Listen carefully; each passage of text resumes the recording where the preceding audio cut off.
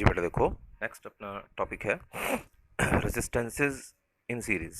ठीक है बेटा, एक ना एक ਪ੍ਰੋਸੈਸ ਹੁੰਦਾ ਜਿਹਦੇ ਵਿੱਚ ਆਪਾਂ ਇਫੈਕਟਿਵ ਰੈਜ਼ਿਸਟੈਂਸ ਨੂੰ ਕੀ ਕਰਦੇ ਹਾਂ, ਇਨਕਰੀਜ਼ ਕਰ ਲੈਂਦੇ ਹੈਗੇ। ਠੀਕ ਹੈ ਨਾ। ਕੀ ਹੁੰਦਾ ਰੈਜ਼ਿਸਟੈਂਸਿਸ ਇਨ ਸੀਰੀਜ਼? ਸਭ ਕੁਝ ਤੁਹਾਨੂੰ ਡਾਇਆਗਰਾਮ 'ਚ ਹੀ ਕਲੀਅਰ ਹੋ ਰਿਹਾ ਹੈ। ਡਾਇਆਗਰਾਮ ਤੁਹਾਨੂੰ ਦੱਸ ਰਹੀ ਹੈ ਕਿ ਰੈਜ਼ਿਸਟੈਂਸਿਸ ਇਨ ਸੀਰੀਜ਼ ਕੀ ਹੈ। ਮਤਲਬ ਇੰਡੀਵਿਜੂਅਲ ਰੈਜ਼ਿਸਟੈਂਸਿਸ ਨੂੰ ਆਪਸ ਵਿੱਚ ਕਨੈਕਟ ਕਰਨ ਦਾ ਇੱਕ ਤਰੀਕਾ ਹੁੰਦਾ ਹੈ। ਦੇਖੋ ਜਿਵੇਂ R1 R2 R3, ਕਿਵੇਂ ਦੇਖੋ ਮੈਂ ਇੱਕ ਲਾइन ਵਿੱਚ ਕਨੈਕਟ ਕਰ ਦਿੱਤੇ ਹਨ, ਇੱਕ ਰੋ ਦੇ ਵਿੱਚ ਕਨੈਕਟ ਹੋਏ ਹੋਏ ਓਕੇ। तो या इदा समझो या इदा समझो कि जिमें हर रजिस्टेंस से दो एंड तो होंगे, एक इधरला एंड इधरला एंड। ठीक है। R1 का लैफ्ट एंड हो गया, राइट एंड हो गया। ਹੁਣ R2 ਦਾ ਲੈਫਟ ਐਂਡ R1 ਤੇ ਰਾਈਟ ਐਂਡ ਨਾਲ ਜੁੜਿਆ ਹੋਇਆ ਹੈ।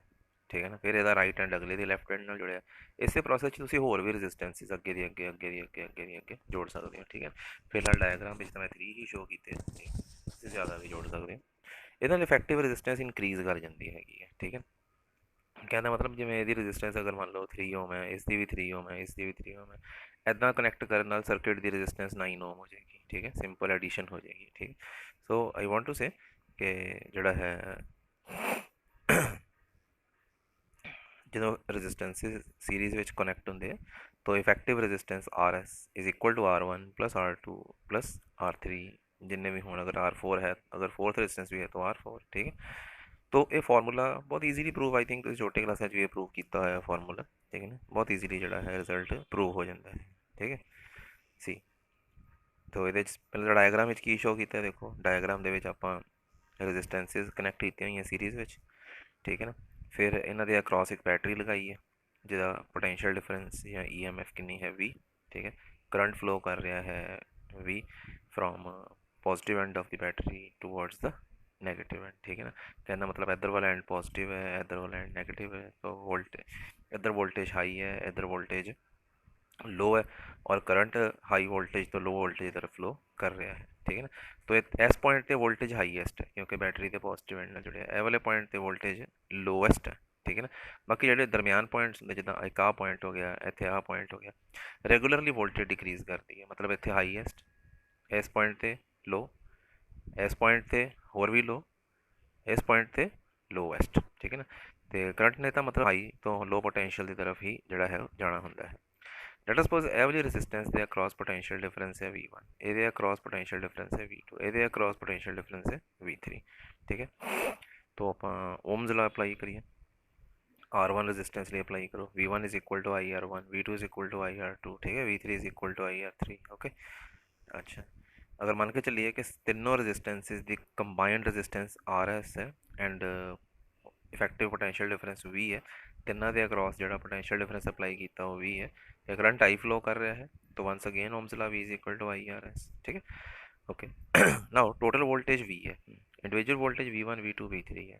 तो V is equal to V1 plus V2 plus V3 है ना। V is what IRS, V1 IR1, V2 IR2, V3 IR3। I बचे कॉमन निकालो, R1 plus R2 plus R3, आई ना लाई की हो गया cancel, RS is equal to R1 plus R2 plus R3। Clearly effective resistance increases in series combination. ਇਹਦਾ ਮਤਲਬ series combination ਦੇ ਵਿੱਚ ਇਫੈਕਟਿਵ ਰੈਜ਼ਿਸਟੈਂਸ ਕੀ ਹੋ ਜਾਂਦੀ ਬੇਟਾ, ਇਨਕਰੀਜ਼ ਕਰ ਜਾਂਦੀ ਹੈ। ਇਫੈਕਟਿਵ ਰੈਜ਼ਿਸਟੈਂਸ ਇਨਕਰੀਜ਼ ਕਰ ਜਾਂਦੀ ਹੈ ਸੀਰੀਜ਼ ਕੰਬੀਨੇਸ਼ਨ ਦੇ। ਸੋ ਇਹਦਾ ਮਤਲਬ ਕੀ ਹੋਇਆ ਕਿ ਸੀਰੀਜ਼ ਕੰਬੀਨੇਸ਼ਨ ਜਿਹੜਾ ਹੈ ਇਹ ਇੱਕ ਮੈਥਡ ਹੈ ਇਫੈਕਟਿਵ ਰੈਜ਼ਿਸਟੈਂਸ ਨੂੰ ਇਨਕਰੀਜ਼ ਕਰਨ ਦਾ। ਮਤਲਬ ਜਦੋਂ ਵੀ ਸਾਡੀ ਰਿਕੁਆਇਰਮੈਂਟ ਰੈਜ਼ਿਸਟੈਂਸ ਇਨਕਰੀਜ਼ ਕਰਨਾ ਹੈ ਤਾਂ ਅਸੀਂ ਕੁਝ ਰੈਜ਼ਿਸਟੈਂਸ ਆਪਸ ਵਿੱਚ ਸੀਰੀਜ਼ ਵਿੱਚ ਕੀ ਕਰ ਦਿਆਂਗੇ, ਜੋੜ ਦਿਆਂਗੇ। ਠੀਕ ਹੈ ਨਾ। ਤੇ ਇੱਕ ਦੋ ਪੁਆਇੰਟਸ ਇਹਦੇ ਵਿੱਚ ਯਾਦ ਰੱਖਣ ਵਾਲੇ ਇਹ ਹੁੰਦੇ ਆ ਕਿ ਸੀਰੀਜ਼ ਕੰਬੀਨੇਸ਼ਨ ਵਿੱਚ ਸਾਰੀਆਂ ਰੈਜ਼ਿਸਟੈਂਸਿਸ ਦੇ ਅਕ੍ਰੋਸ पोटेंशियल डिफरेंस अलग-अलग होता है। अगर रेजिस्टेंसेस अलग-अलग है, सेम भी हो सकता है अगर रेजिस्टेंसेस सेम हो, जिਵੇਂ मान लो आ रेजिस्टेंस 3 ओम 3 ओम 3 ओम फिर सेम होएगा। पर अगर अलग-अलग रेजिस्टेंसेस है, वैल्यू अलग-अलग है रेजिस्टेंसेस की, तो फिर पोटेंशियल डिफरेंस भी की होएगा सेम, अलग-अलग होएगा। हाँ, पर करंट सारिया रेजिस्टेंसिस चों सेम फ्लो करता है, चाहे रेजिस्टेंसिस सेम हो या अलग-अलग हो। ठीक है ना। सो आ पॉइंट बहुत अच्छी तरह याद रखने वाला है कि in series combination current is same in every resistance. ठीक है ना। ओके। तो this was about the series combination of resistors. दूसरा कॉम्बिनेशन होंगे बेटा जी पैरेलल रजिस्टर्स का पैरेलल कॉम्बिनेशन। पैरेलल कॉम्बिनेशन ना होंगे जिवें तुहानूं फिगर दिखाई दे रहा है, देखो है ना किवें, देखो रजिस्टेंसिस आपस में कनैक्ट करने का वे ही देखना होंगे बस की है। ठीक है ना। की वे हैगा ਸਾਰੀਆਂ ਰੈਜ਼ਿਸਟੈਂਸਿਸ ਦੇ ਇੱਕ ਐਂਡਸ ਲੈਫਟ ਹੈਂਡ ਇੱਕ ਜਗ੍ਹਾ ਤੇ ਜੁੜੇ ਹੋਏ ਆ, ਰਾਈਟ ਹੈਂਡਸ ਇੱਕ ਜਗ੍ਹਾ ਤੇ ਜੁੜੇ ਹੋਏ ਆ। ਫਿਰ ਜਿਹੜੇ ਉਹ ਕਾਮਨ ਐਂਡਸ ਹੈਗੇ ਉਹਨਾਂ ਨੂੰ ਅਸੀਂ ਅੱਗੇ ਬੈਟਰੀ ਨਾਲ ਕਨੈਕਟ ਕੀਤਾ ਹੋਇਆ। ਬਸ this is the parallel combination, ਠੀਕ ਹੈ ਨਾ। ਇਹਦੇ ਵਿੱਚ ਕਰੰਟ ਜਿਹੜਾ ਹੈ ਅਗਲੇ ਪੁਆਇੰਟ ਤੇ ਜਾ ਕੇ ਦੇਖੋ, ਇੱਥੋਂ ਕਰੰਟ ਗਿਆ ਆਈ ਇਸ ਪੁਆਇੰਟ ਤੇ ਆ ਕੇ, ਆਫ ਕੋਰਸ ਕਰੰਟ ਵਾਸਤੇ ਤਿੰਨ ਰਸਤੇ ਹੈਗੇ ਆ, ਤਾਂ ਕਰੰਟ ਉਹਦੇ ਅਕੋਰਡਿੰਗਲੀ ਰੈਜ਼ਿਸਟੈਂਸਿਸ ਦੀ ਵੈਲਿਊ ਦੇ ਅਕੋਰਡਿੰਗਲੀ ਕੀ ਹੋ ਜਾਂਦਾ ਹੈ, ਡਿਵਾਈਡ ਹੋ ਜਾਂਦਾ ਹੈ I1 I2 I3, ਠੀਕ ਹੈ ਨਾ।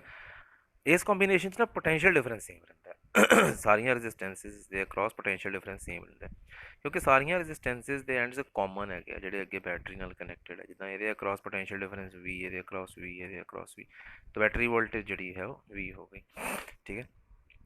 ਹੁਣ ਆਪਾਂ ਇਹਦੇ ਇਸ ਕੰਬੀਨੇਸ਼ਨ ਦੇ ਵਿੱਚ ਖਾਸ ਗੱਲ ਕੀ ਹੈ, ਜਿੱਦਾਂ ਸੀਰੀਜ਼ ਕੰਬੀਨੇਸ਼ਨ 'ਚ ਇਫੈਕਟਿਵ ਰੈਜ਼ਿਸਟੈਂਸ ਵੱਧ ਜਾਂਦੀ ਸੀ, ਇਸ ਕੰਬੀਨੇਸ਼ਨ ਬੇਟਾ ਇਫੈਕਟਿਵ ਰੈਜ਼ਿਸਟੈਂਸ ਜਿਹੜੀ ਹੈ ਉਹ ਘਟ ਜਾਂਦੀ ਹੈਗੀ ਆ, ਠੀਕ ਹੈ ਨਾ। ਔਰ ਉਹ ਘਟੀ ਹੋਈ ਰੈਜ਼ਿਸਟੈਂਸ ਕੈਲਕੂਲੇਟ ਕਿਵੇਂ ਕਰਨੀ ਹੈ, ਮੈਂ ਤੁਹਾਨੂੰ ਰਿਜ਼ਲਟ ਦਿਖਾਈ ਦਿੰਦਾ। ਇਹ ਘਟੀ ਹੋਈ ਰੈਜ਼ਿਸਟੈਂਸ ਇੱਦਾਂ ਕੈਲਕੂਲੇਟ ਕਰੋਗੇ ਬਾਈ ਯੂਜ਼ਿੰਗ ਦਿਸ ਫਾਰਮੂਲਾ, ਠੀਕ ਹੈ ਨਾ। ਬਾਕੀ ਬਸ ਇਹਦੀ ਡੈਰੀਵੇਸ਼ਨ ਉਹ ਮੈਂ ਸਮਝਾ ਦਿੰਦਾ, ਡੈਰੀਵੇਸ਼ਨ ਸਟੈਪਸ ਕੀ ਹੈ। तो this formula is use to calculate the reduced effective resistance, ਠੀਕ ਹੈ। ਬਾਕੀ ਰਹਿ ਗਈ ਫਾਰਮੂਲੇ ਨੂੰ ਗੱਲ ਪ੍ਰੂਵ ਕਰਨ ਦੀ, ਉਹ ਤਾਂ ਈਜ਼ੀ ਹੈ। ਫਿਰ ਓਮਸ ਲਾ ਤੋਂ ਹੀ ਗੱਲ ਆਪਾਂ ਸਟਾਰਟ ਕਰ ਲੈਣੀ ਹੈ। V is equal to I1 R1 I2 R2 I3 R3, ਇੱਥੋਂ I1 ਨਿਕਾਲ ਲਓ, ਇੱਥੋਂ I2, ਇੱਥੋਂ I3, ਠੀਕ ਹੈ, ਨੈਕਸਟ ਸਟੈਪ ਦੇ ਵਿੱਚ, ਠੀਕ ਹੈ ਓਕੇ। ਔਰ अगर मान के चलिए कि सब दी कंबाइंड रेजिस्टेंस RP है, तो फिर I is equal to V by RP। ਹੁਣ ਦੇਖੋ ਟੋਟਲ ਕਰੰਟ ਕਿੰਨਾ ਸੀ I, ਉਹੀ ਅੱਗੇ ਤਿੰਨ ਹਿੱਸਿਆਂ 'ਚ ਡਿਵਾਈਡ ਹੋ ਗਿਆ ਸੀ, ਤਾਂ ਇੱਦਾਂ ਲਿਖ ਸਕਦੇ ਹਾਂ I is equal to I1 plus I2 plus I3। ਸਭ ਦੀਆਂ ਵੈਲਿਊ ਸਾਰੇ I ਦੀਆਂ ਵੈਲਿਊਜ਼ ਪੁੱਟ ਕਰੋ, V ਕਾਮਨ ਨਿਕਾਲੋ ਆਫਟਰ ਦੈਟ ਕੱਟ ਆਊਟ ਕਰ ਦਿਓ V ਨਾਲ V ਰਾਜੇ, ਠੀਕ ਹੈ ਨਾ। ਤਾਂ ਬਸ ਰਿਜ਼ਲਟ ਆ ਗਿਆ। ਤਾਂ ਇਹਦੇ ਨਾਲ ਇਫੈਕਟਿਵ ਰੈਜ਼ਿਸਟੈਂਸ ਜਿਹੜੀ ਹੈ ਉਹ ਜਿਹੜੀ ਡਿਕਰੀਜ਼ ਹੋਈ ਇਫੈਕਟਿਵ ਰੈਜ਼ਿਸਟੈਂਸ ਹੈ, ਤੁਸੀਂ ਉਹਦਾ ਰਿਲੇਸ਼ਨ ਜਿਹੜਾ ਸੌਰੀ ਉਹਦਾ ਵੈਲਿਊ ਜਿਹੜਾ ਹੈ ਉਹ ਨਿਕਾਲ ਸਕਦੇ ਹੋ, ਠੀਕ ਹੈ। ਤਾਂ ਜਿਵੇਂ ਬਾਕੀ ਇੱਕ ਆਹ ਪੁਆਇੰਟ ਪੈਰਲ ਕੰਬੀਨੇਸ਼ਨ 'ਚ ਨੋਟ ਕਰਨ ਵਾਲਾ ਹੁੰਦਾ, ਜਿਵੇਂ ਮੈਂ ਤੁਹਾਨੂੰ ਬੋਲਿਆ ਸੀ ਕਿ ਸੀਰੀਜ਼ ਕੰਬੀਨੇਸ਼ਨ ਦੇ ਵਿੱਚ ਕੀ ਹੁੰਦਾ ਹੈ ਕਿ ਜਿਹੜਾ ਕਰੰਟ ਹੁੰਦਾ ਹੈ ਉਹ ਸੇਮ ਹੁੰਦਾ ਹੈ, ਐਂਡ ਪੈਰਲਲ ਕੰਬੀਨੇਸ਼ਨ ਵਿੱਚ ਕੀ ਹੁੰਦਾ, ਵੋਲਟੇਜ ਸੇਮ ਹੁੰਦੀ ਹੈ। ਮਤਲਬ ਸਾਰੀਆਂ ਰੈਜ਼ਿਸਟੈਂਸ ਦੇ ਅਕ੍ਰੋਸ ਸੇਮ ਵੋਲਟੇਜ ਹੁੰਦੀ ਹੈ, ਡੈਫੀਨੇਟਲੀ ਸੇਮ ਹੁੰਦੀ ਹੈ, ਚਾਹੇ ਰੈਜ਼ਿਸਟੈਂਸ ਅਲੱਗ-ਅਲੱਗ ਹੋਵੇ ਚਾਹੇ ਕੀ ਹੋਵੇ, ਸੇਮ ਹੋਵੇ, ਠੀਕ ਹੈ ਨਾ। This point is very important to note, ਕਿਉਂਕਿ ਡਿਊਰਿੰਗ ਨਿਊਮੈਰੀਕਲ ਇਹ ਪੁਆਇੰਟ ਬਹੁਤ ਯੂਜ਼ ਹੁੰਦਾ ਹੈ, ਠੀਕ ਹੈ ਨਾ। ਤੋ ਬੱਚੋ ਇਹ ਯਾਦ ਰੱਖਣਾ ਪਏਗਾ ਤੁਹਾਨੂੰ ਇਹ ਪੁਆਇੰਟ ਜਿਹੜਾ ਹੈ ਕਿ in parallel combination potential is same for every resistance, ठीक है ना, याद रखना। Series which current parallel which voltage. Next देखो बेटा अपने को तीन टर्म्स हैगियां, EMF terminal potential difference and internal resistance. ये की होंदियां वा तीन टर्म्स, मैं तुहानू एक डायग्राम की हेल्प नाल आ चीज़ समझाना वा। देखो सब तो पहले ना अगर तुसी एक आ वाला सर्किट दे उत्ते मैं जूम करके मैं सर्किट दिखाना तुहानू ये सर्किट विच ਤੁਹਾਨੂੰ ਇੱਕ ਸੈੱਲ ਦਿਖਾਈ ਦੇ ਰਿਹਾ, ਬੈਟਰੀ ਦਿਖਾਈ ਦੇ ਰਹੀ ਹੈ। ਇਸ ਦਾ ਪੋਟੈਂਸ਼ੀਅਲ ਡਿਫਰੈਂਸ ਮੈਜ਼ਰ ਕਰਨ ਲਈ ਮੈਂ ਇੱਥੇ ਇੱਕ ਵੋਲਟਮੀਟਰ ਲਗਾਇਆ ਹੈ, ਠੀਕ ਹੈ। ਫਿਰ ਸੈੱਲ ਜਿਹੜਾ ਹੈ ਇਹਦੇ ਨਾਲ ਮੈਂ ਇੱਕ ਰੈਜ਼ਿਸਟੈਂਸ ਵੀ ਲਗਾਈ ਹੈ, ਦੇਖੋ ਆਰ ਰੈਜ਼ਿਸਟੈਂਸ। ਹਲੇ ਆ ਸਮਾਲ ਆਰ ਬਾਰੇ ਮੈਂ ਗੱਲ ਨਹੀਂ ਕਰਾਂਗਾ, ਇਹਨੂੰ ਇੱਕ ਮਿੰਟ ਇਗਨੋਰ ਕਰ ਦਿਓ ਜਰਾ। ਇੱਕ ਰੈਜ਼ਿਸਟੈਂਸ ਲਗਾਈ ਹੈ ਸਰਕਿਟ ਨੂੰ ਕੰਪਲੀਟ ਕਰਨ ਲਈ, ਇਹਨੂੰ ਕੀ ਬੋਲਦੇ ਆ, ਕੀ ਇੱਕ ਤਰ੍ਹਾਂ ਦਾ ਰਾਜੇ ਸਵਿਚ ਹੁੰਦਾ ਹੈ ਜਿਹਦੇ ਨਾਲ ਅਸੀਂ ਸਰਕਿਟ ਨੂੰ ਔਨ ਜਾਂ ਆਫ ਕਰ ਸਕਦੇ ਹਾਂ। ਬਾਕੀ ਫਿਜ਼ਿਕਸ ਦੀ ਲੈਂਗੁਏਜ ਵਿੱਚ ਜਿਹੜਾ ਔਨ ਹੁੰਦਾ ਹੈ ਇਹਨੂੰ ਅਸੀਂ ਕਲੋਜ਼ਡ ਸਰਕਿਟ ਬੋਲਦੇ ਹਾਂ, ਆਫ ਨੂੰ ਅਸੀਂ ਓਪਨ ਸਰਕਿਟ ਬੋਲਦੇ ਹਾਂ, ਠੀਕ ਹੈ ਨਾ।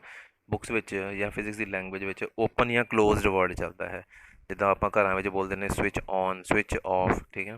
ਫਿਜ਼ਿਕਸ ਦੀਆਂ ਬੁੱਕਸ ਵਿੱਚ ਜਾਂ ਫਿਜ਼ਿਕਸ ਲੈਂਗੁਏਜ 'ਚ ਕਲੋਜ਼ਡ ਜਾਂ ਓਪਨ ਵਰਡ ਯੂਜ਼ ਹੁੰਦਾ ਹੈ, ਠੀਕ ਹੈ। ਔਨ ਮਤਲਬ ਕਰੰਟ ਦਾ ਫਲੋ ਕਰਨਾ, ਇੱਥੇ ਕਲੋਜ਼ਡ ਮਤਲਬ ਕਰੰਟ ਦਾ ਫਲੋ ਕਰਨਾ, ਓਪਨ ਮਤਲਬ ਕਰੰਟ ਦਾ ਫਲੋ ਨਹੀਂ ਕਰਨਾ, ਠੀਕ ਹੈ ਨਾ। ਇਸ ਵਕਤ ਇਸ ਵਿੱਚ ਓਪਨ ਹੈਗਾ, ਮੈਂ ਤੁਹਾਨੂੰ ਕਲੋਜ਼ ਦਾ ਸਿੰਬਲ ਵੀ ਦਿਖਾ ਦਿੰਦਾ। ਫਿਲਹਾਲ ਇਹ ਓਪਨ ਸਵਿਚ ਦਾ ਸਿੰਬਲ ਹੈਗਾ, ਠੀਕ ਹੈ। ਓਪਨ ਕੀ ਬੋਲਦੇ हैं, ਕੀ ਸਵਿਚ ਦੀ ਬਜਾਏ कीवर्ड यूज़ करते हैं अपन, ठीक है। अच्छा तो ऑब्वियसली क्योंकि सर्किट ओपन है, ओपन सर्किट बेटा करंट नहीं फ्लो करता, ठीक है ना। बट ऑफ कोर्स सैल दे अक्रॉस पोटेंशियल डिफरेंस तो ਹੁੰਦਾ ਹੀ ਹੈ, ਸੈੱਲ ਦੇ ਅਕ੍ਰੋਸ ਹੁੰਦਾ ਹੀ ਹੈ ਪੋਟੈਂਸ਼ੀਅਲ ਡਿਫਰੈਂਸ, ਠੀਕ ਹੈ ਨਾ। ਹੁਣ ਇਹ ਪੋਟੈਂਸ਼ੀਅਲ ਡਿਫਰੈਂਸ ਦੀ ਵੈਲਿਊ ਇਹਨੂੰ ਕਿੱਦਾਂ ਪਤਾ ਲੱਗੇਗੀ, ਵੋਲਟਮੀਟਰ ਡਿਵਾਈਸ ਦੇ ਨਾਲ ਪਤਾ ਲੱਗੇਗੀ। ਇਹਦੇ ਅਕ੍ਰੋਸ ਮੈਂ ਵੋਲਟਮੀਟਰ ਲਗਾ ਦਿਆਂਗਾ, ਲੈਬੋਰਟਰੀ ਦੇ ਵਿੱਚ ਇੱਕ ਡਿਵਾਈਸ ਹੁੰਦਾ ਹੈ ਵੋਲਟਮੀਟਰ, ਠੀਕ ਹੈ। ਉਹਦੇ ਵਿੱਚ ਫਿਰ ਇੱਕ ਪੁਆਇੰਟਰ ਹੁੰਦਾ ਹੈ ਜੋ ਕਿ ਡਿਫਲੈਕਟ ਕਰਕੇ ਮੈਨੂੰ ਦੱਸ ਦਿੰਦਾ ਹੈ ਕਿ ਇਹਦੇ ਅਕ੍ਰੋਸ ਇੰਨਾ ਪੋਟੈਂਸ਼ੀਅਲ ਡਿਫਰੈਂਸ ਹੈ। ਇਸ ਪੋਟੈਂਸ਼ੀਅਲ ਡਿਫਰੈਂਸ ਨੂੰ ਅਸੀਂ EMF ਕਹਿ ਦਿੰਦੇ ਹਾਂ। ਮਤਲਬ when we are not drawing current from any not drawing any current from the cell, then potential difference across the terminals of the cell is called EMF. But when you are drawing current from the cell, देखो जिवें आह वाली figure है नाल मैं तुहानूं दिखाना, एक आह वाली फिगर देखो, ਇਹਦੇ ਵਿੱਚ ਸੇਮ ਫਿਗਰ ਹੈ, पर तुसीं देख सकते हो एक क्लोज्ड सर्किट हैगा। ये चा देखो की जी है वो इस मैं डॉट जहा दिखाया तो मतलब ये क्लोज्ड की है। इसका मतलब है we are drawing current from the cell. ठीक है ओके। और हुण भी इस सैल के अक्रॉस पोटेंशियल डिफरेंस होएगा बट पोटेंशियल डिफरेंस थोड़ा जिहा घट जाता है। क्यों घट जाता है यदा भी हुणे आपां जिक्र करते हैं पर थोड़ा घट जाता है। इस घटे हुए पोटेंशियल डिफरेंस को आप टर्मिनल पोटेंशियल डिफरेंस बोलते हैं। टर्मिनल पोटेंशियल डिफरेंस ठीक है। नाउ ਹੁਣ ਤੁਹਾਨੂੰ EMF टर्म क्लीयर हो गई terminal potential difference term clear हो गई। एक्चुअली तीन टर्म्स थोड़ियां इकट्ठियां समझनियां पैंदियां एक EMF एक टर्मिनल पोटेंशियल डिफरेंस एक होंदी इंटरनल रेजिस्टेंस। ठीक है इंटरनल रेजिस्टेंस की चीज़ होंदी है कि आप देख रहे हैं जी सामने फिगर बनी है ये करंट फ्लो करता पे है ना। करंट असीं यूजली किवें शो करते हैं बैटरी के पॉजिटिव एंड तो चलिया आ जी रेजिस्टेंस है इनू असीं एक्सटर्नल रेजिस्टेंस बोलते हैं। एक्सटर्नल रेजिस्टेंस चो चलिया की चो लंघदा होया पॉजिटिव नैगेटिव एंड ते पहुँच गया कि पॉजिटिव की नैगेटिव एंड ते पहुँच के खत्म हो गया नहीं खत्म नहीं होया।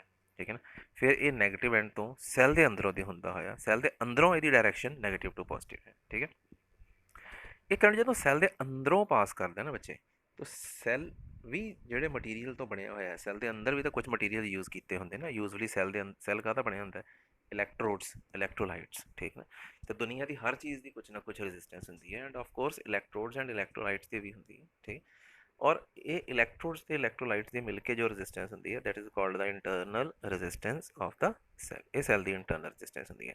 सिंपल लैंग्वेज कहें तो सैल की खुद की रेजिस्टेंस। ठीक है ना रेजिस्टेंस लैस कोई चीज़ नहीं होती। ईवन जड़ियाँ सर्किट कनैक्टिंग वायरस लगी हुई हैं आ पाथ इन्हों की भी रेजिस्टेंस है होर जिन्ने कंपोनेंट सर्किट लगे उन्हों की भी रेजिस्टेंस है। रेजिस्टेंस लैस कुछ भी नहीं होता है तो सैल की भी अपनी रेजिस्टेंस होंगी है that is called external sorry internal. तो सैल की खुद की रेजिस्टेंस इंटरनल बार बार जी रेजिस्टेंस लगी है वो एक्सटर्नल। ठीक है ना this is called external resistance okay. तो हुण तुहानूं तीनों टर्म्स जड़ियां है वो क्लीयर हो जानियां चाहिए। ठीक है हुण तुसीं यार डेफिनेशंस पढ़ लेना वही है देखो EMF terminal potential difference internal resistance of the cell. ठीक है ना मैं तुहानूं काफ़ी डिटेल दे विच जिहड़ा है वो समझा दिता। ठीक है और terminal potential difference of a cell is always less than the EMF of the cell. Terminal potential difference सदा EMF तो घट होंगी है। ठीक है ना कितनी घट होंगी है कितनी घट होंगी है मतलब what is the relation between the EMF and terminal potential difference. तो मैं थोड़ा ध्यान सीधा रिलेशन ते ही लै जाना हाँ। This is the relation V is equal to E minus IR। ठीक है बच्चे देखो टर्मिनल पोटेंशियल डिफरेंस। ठीक है एक बार फिगर में दोबारा जूम करके दिखाना देखो दोनों फिगर्स में जरा नाल नाल देखो दोनों फिगर्स में की सीगा कि इस फिगर में करंट नहीं फ्लो कर रहा सी और इस फिगर से करंट फ्लो कर रहा सी। ठीक है ना इस फिगर से करंट नहीं फ्लो कर रहा सी तो आ जो वोल्ट मीटर है ये EMF शो करता है but when we are drawing current from the cell ठीक है ना I current from the cell then according to the Ohm's law हर रेजिस्टेंस के अक्रॉस कुछ ना कुछ पोटेंशियल डिफरेंस अपीयर होंदा ही है जिहदा कैलकुलेशन आप किवें करते हैं V is equal to IR दे नाल है ना करंट इंटू रेजिस्टेंस के नाल। मतलब ये अक्रॉस कितना पोटेंशियल डिफरेंस होएगा तो मैं कहूँगा I मल्टीप्लाई बाय R। ठीक है ना सैल के अक्रॉस कितना पोटेंशियल डिफरेंस होएगा ठीक है I मल्टीप्लाई बाय R। ये जो पोटेंशियल डिफरेंस की मैं गल कर रहा ना इस पोटेंशियल डिफरेंस को यूजली पोटेंशियल ड्रॉप कह देंगे। रेजिस्टेंस के अक्रॉस जो पोटेंशियल डिफरेंस होंदा है पोटेंशियल डिफरेंस या वोल्टेज भी आप इसमें बोल देते हैं जी वोल्टेज कंज्यूम हो जाती है या पोटेंशियल डिफरेंस कंज्यूम हो जाता है उन्होंने पोटेंशियल ड्रॉप बोल दें। ठीक है ना मीनिंग कि सैल ने अपने अंदर कुछ वोल्टेज कंज्यूम कर रही कितनी I मल्टीप्लाई बाय R। ठीक है ना बाकी जितनी वोल्टेज बची वो इतने वोल्ट मीटर के अक्रॉस की होंगी है अपीयर होंगी है। ठीक है ना मतलब अगर मान के चलो एग्जांपल देना मान लो सैल की टोटल वोल्टेज हैगी है 10 मान लो 5 वोल्ट। ठीक है ना तो इंटरनल रेजिस्टेंस के कारण उस 5 वोल्ट विचों सैल ने खुद ही मान के चलो 2 वोल्ट कंज्यूम कर ले तो बचे किन्ने 5 माइनस 2 दैट इज 3 वोल्ट। ठीक है ना this 3 volt is actually the terminal potential difference जो कि ये वोल्ट मीटर शो करेगा। ठीक है ना सैल ने कितनी वोल्टेज शो कंज्यूम कर ली ये वोल्टेज कितने भी शो नहीं होंगी ये आप वोल्ट मीटर नाल नहीं शो कर सकते देख नहीं सकते आप वोल्ट मीटर इतने कि वोल्टेज शो कर रहे हैं टर्मिनल पोटेंशियल डिफरेंस। ठीक है ना that is I want to say कि सैल की जितनी भी EMF होंगी है ਜਦੋਂ सर्किट चो करंट फ्लो करता है उस EMF विचों सैल कुछ वोल्टेज ਨੂੰ कंज्यूम कर लेंदा ठीक है ना। ਤੇ ਬਾਕੀ ਵੋਲਟੇਜ ਐਕਸਟਰਨਲ ਸਰਕਟ ਦੇ ਲਈ ਹੁੰਦੀ ਹੈ। ਠੀਕ ਹੈ, ਬਸ ਇਸੇ ਹੀ ਨੌਲੇਜ ਤੋਂ ਅਸੀਂ ਕੀ ਕਰਦੇ ਹਾਂ, ਟਰਮੀਨਲ ਪੋਟੈਂਸ਼ੀਅਲ ਡਿਫਰੈਂਸ ਤੇ ਈਐਮਐਫ ਦਾ ਰਿਲੇਸ਼ਨ ਬਣਾਉਂਦੇ ਹਾਂ। ਜਿਵੇਂ ਆ ਦੇਖੋ, ਟੋਟਲ ਆ ਪੜੋ ਉੱਪਰ, ਟਰਮੀਨਲ ਪੋਟੈਂਸ਼ੀਅਲ ਡਿਫਰੈਂਸ, ਠੀਕ ਹੈ, V is equal to EMF minus potential drop across the internal resistance of the cell, that is IR, ठीक है ना। So V is equal to E minus IR. This is the relation between voltage, terminal voltage, EMF and internal resistance, ठीक है बच्चे। एक होर expression ਹੁੰਦਾ that is for the internal resistance, ਜੋ ਕਿ ਆਪਾਂ ਇੱਥੋਂ ਈਜ਼ੀਲੀ ਡਰਾਈਵ ਕਰ ਲੈਂਦੇ ਹਾਂ। ਆ ਦੇਖੋ, ਹੁਣੇ ਆਪਾਂ ਪਿੱਛੇ ਕੀ ਕਰਕੇ ਆਏ, V is equal to E minus IR, ਇੱਥੋਂ R ਨਿਕਾਲ ਲਓ, E minus V by I, ਠੀਕ। Now according to the Ohm's law, V is equal to IR, I is equal to V by R। ਇੱਥੇ R ਜਿਹੜਾ ਹੈ ਉਹ external resistance ਹੈ, ਠੀਕ ਹੈ। I ਦੀ ਵੈਲਿਊ ਇੱਥੋਂ ਉਠਾਓ ਔਰ ਇੱਥੇ ਕੀ ਕਰਦੇ ਹੋ, ਪੁੱਟ ਕਰਦੇ ਹੋ, ਠੀਕ ਹੈ।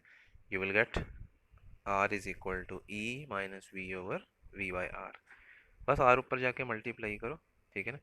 You will get E by V minus V by V into R. यहाँ सॉल्व करके आ रिलेशन आ गया, ठीक है। So this is the relation for the internal resistance of the cell. ये सेल दी इंटरनल रेजिस्टेंस लिखी है अपने को, जड़ा है वो रिलेशन है, ठीक है। नाउ ओके, तो हुण तुहानूं तीनों चीज़ां क्लीयर हो गई, ठीक है ना। एक टॉपिक मैं तुहानूं अपने आप पढ़न लई देन लगा, वो है EMF और पोटेंशियल डिफरेंस। इतने पोटेंशियल डिफरेंस का मतलब ना टर्मिनल पोटेंशियल डिफरेंस है। मैं इतने पोटेंशियल डिफरेंस लिखे, तुसीं टर्मिनल पोटेंशियल डिफरेंस चाहे जो कॉपी ते लिखोगे पोटेंशियल डिफरेंस लिख लेना, ठीक है। तो उन्हां च एक डिफरेंस है। डिफरेंस ऑफ कोर्स मैं तुहानूं काफ़ी डिटेल विच ऑलरेडी समझा चुका हाँ, सो तुसीं इसनूं अपने आप पढ़ लेना, ठीक है। चलो फिलहाल इस वीडियो च इतना ही करते हैं।